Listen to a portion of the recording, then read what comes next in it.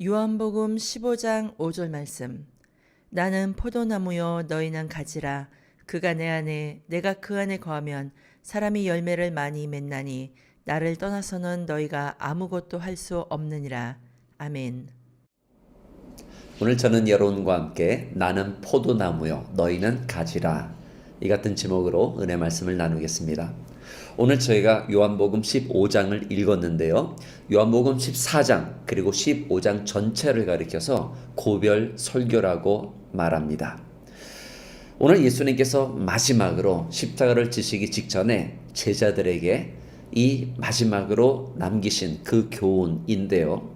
제자들의 입장에서 보면 오늘 예수님의 이 말씀이 왜 더욱더 의미심장한지 제가 한번 이렇게 설명해 보겠습니다.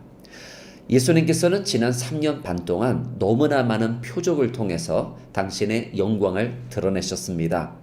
물론 여러 가지가 많이 있지만 특별히 저희가 요한복음을 읽었으니까 요한복음에만 나타난 그 표적 총 7가지인데요.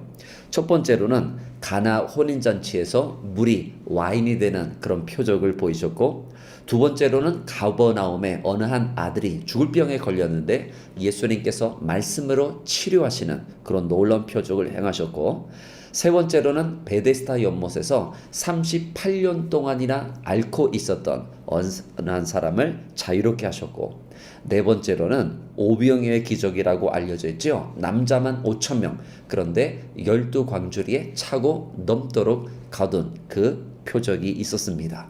다섯 번째로는 풍랑이 이르렀을 때 예수님께서 잠잠하고 고요하라고 말씀을 하셨고, 또 여섯 번째로는 태어날 때부터 어느 한 맹인이 실로암 못에 가서 눈을 씻으니까 깨끗하게 나음을 입은 그런 장면이 있습니다. 그리고 마지막으로 일곱 번째, 베다니의 그 나사로가 죽었다가 다시 살아난 기적이 나타났습니다. 왜 이 같은 표적을 계속해서 사도 요한은 기록을 한 것일까요? 그 첫 번째 표적에서 그 이유를 이렇게 밝히고 있습니다. 예수께서 이 표적을 행하여 그 영광을 나타내심에 제자들이 그를 믿으니라. 표적을 통해서 과연 예수님이 하나님의 아들이심을, 메시아이심을, 구원자이심을 드러내기 위함이었다고 한 것입니다. 그러니까 오늘 제자들이 이 고별 설교, 특별히 오늘 요한복음 15장 5절의 말씀을 받을 때 볼 것을 다 본 제자들입니다. 알 것을 다 안 제자들입니다. 오늘 그 제자들에게 예수님께서 왜 이 같은 말씀을 하신 것일까요? 자, 왜 예수님께서 이 같은 말씀을 하셨는지, 아니 그 내용부터 다시 한번 살펴보죠. 5절 말씀, 나는 포도나무요 너희는 가지라. 그가 내 안에 내가 그 안에 거하면 사람이 열매를 많이 맺나니 나를 떠나서는 너희가 아무것도 할 수 없습니다. 나를 떠나서는 너희가 아무것도 할 수 없습니다. 제가 4학년 때, 신학대학 4학년 때를 기억합니다. 어느 한 동기들이 이미 개척을 나간 겁니다.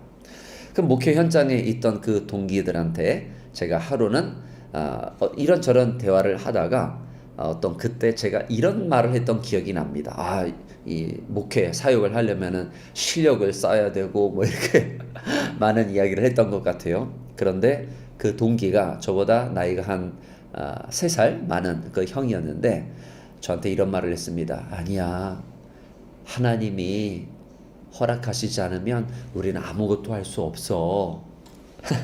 근데 그 말이 왜 이렇게 그때는 무기력하게 느꼈는지, 왜 이렇게 그때는 소극적으로 느껴졌는지, 너무나 좀 뭐라 그래야 되나요? 좀 빗나간 그런 영성으로 느껴졌는지 잘 모르겠습니다.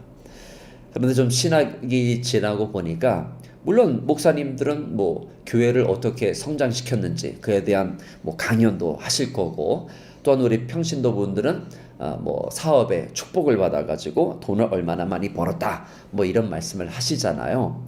그런 것이 어떤 뭐 강연이나 어떤 책이나 이런 걸 통해서 전파가 되겠죠. 그런데 제가 참 지나고 보면 어떤 사람이 학위를 따고 어떤 자격증이 뭐 몇십 개고 어떤 직위를 말하고 어떤 성공 비결을 이렇게 쭉 질비하게 내려놓을 때에 이런 모든 것이 참 하나님의 입장에서 봤을 때, 하나님의 시각에서 봤을 때 이게 뭐가 그렇게 중요한가, 그런 생각이 참 많이 듭니다. 여러분, 바로 그겁니다. 우리의 이야기를 하는 것이 아니라 기독교 신앙은요, 여러분, 우리는 철저히 죽고 우리 안에 계신 예수 그리스도 그 은혜를 찬양하는 것입니다. 이것을 아주 우리가 잘 염두에 두지 않으면 우리는 거만의 길로, 우리는 멸망의 길로 빠질 수밖에 없는 것이죠. 사도 바울이 뭐라 그랬나요? 고린도전서 15장 10절 말씀에 내가 나 된 것은 하나님의 은혜로 된 것이니 내가 한 것이 아니요 오직 나와 함께 하신 하나님의 은혜로다. 그러니까 하나님의 은혜라고 하는 거지 저와 여러분이 잘나서 그게 결코 아닌 것입니다. 그러면 우리가 성공을 어느 정도까지 저와 여러분이 이루었는지는 평가가 좀 어렵습니다. 그런데 이런 모든 것을 논할 때 우리가 어떻게 해서 이게 아니고 오직 하나님의 은혜를 찬양하는 귀한 모든 성도들이 되었으면 참 좋겠습니다. 그런데 참 이게 말처럼 쉽지 않죠? 그래서 사람은 교만하게 됩니다. 교만하니까 고난이 따르게 돼요. 이스라엘 백성을 여러분 기억하시나요? 40년 동안 광야에 그 무진장 큰 고난의 그런 시간을 거쳤습니다. 왜 그렇게 되었나요? 신명기 8장 2절 말씀에 이렇게 나타납니다. 내 하나님 여호와께서 이 40년 동안에 내게 광야 길을 걷게 하신 것을 기억하라. 이는 너로 낮추시며 너를 시험하사 내 마음이 어떠한지 그 명령을 지키는지 안 지키는지 알려 하심이라. 너를 낮추시며 너를 줄이게 하시며 또 너로 알지 못하며 내 조상들도 알지 못하던 만나를 내게 먹이신 것은 사람이 떡으로만 사는 것이 아니요 여호와 입에서 나오는 모든 말씀으로 사는 줄 알게 하려 하심이니라. 아멘. 여러분, 우리가 하나님을 떠나서는 아무것도 할 수 없습니다. 우리는 가지일 뿐입니다. 가지. 근데 참 놀라운 게요, 이 가지가 열매를 맺어요.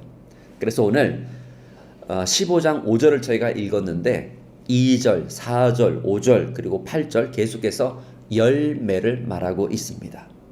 우리가 열매라고 하면은 큰 거, 많은 거 이렇게 생각을 하는데 그게 아니에요, 여러분. 오늘 그 열매는 무엇인가?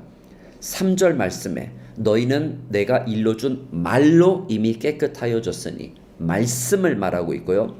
7절에도 너희가 내 안에 거하고 내 말이 너희 안에 거하면 무엇이든지 원하는 대로 구하라 그리하면 이루리라 말씀을 말하고 있고요. 그리고 10절 내가 아버지의 계명을 지켜 그의 사랑 안에 거하는 것 같이 너희도 내 계명을 지키면 내 사랑 안에 거하리라. 계명 즉 말씀을 말하고 있는 것입니다.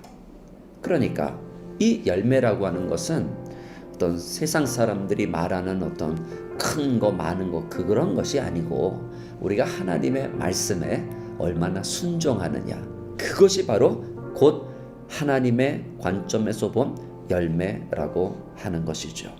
오늘 우리가 하나님을 섬기다 보면은요 참 기막힌 일들이 너무나 많이 나타납니다.